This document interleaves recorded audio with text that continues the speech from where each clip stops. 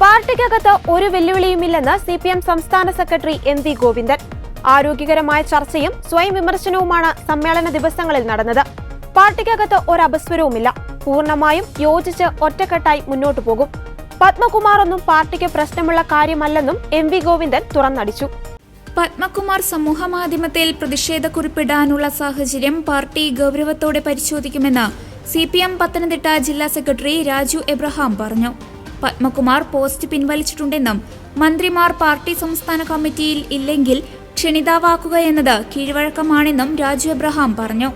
വീണ George ജില്ലാ committee അംഗമെന്ന നിലയിലാണ് പാർട്ടിയിൽ ഇപ്പോൾ പ്രവർത്തിക്കുന്നത്. അതുകൊണ്ടാണ് ക്ഷണിതാവാക്കിയത്. സംസ്ഥാന കമ്മിറ്റി മന്ത്രിമാർക്ക് സംസാരിക്കാനുള്ള വേദിയാണ്. മറ്റു മന്ത്രിമാർ സംസ്ഥാന കമ്മിറ്റിയിൽ അംഗങ്ങളാണ്. പത്മകുമാർ പാർട്ടിക്ക് വലിയ സംഭാവന നൽകിയ ആളാണ്. പാർട്ടി ഭരണഘടനാ പ്രകാരം ഇത്തരം അഭിപ്രായങ്ങൾ പാർട്ടി ഘടകത്തിലാണ് പറയേണ്ടതെന്നും രാജു എബ്രഹാം വ്യക്തമാക്കി. മന്ത്രി എന്ന നിലയിൽ വീണയുടെ പ്രവർത്തനം മികച്ചതാണ്. വീണ ജോർജിന്റെ പ്രവർത്തനം എല്ലാവരും അംഗീകരിക്കുന്നു. 12-ന് ജില്ലാ കമ്മിറ്റിയിൽ ഈ വിഷയം പരിശോധിക്കും.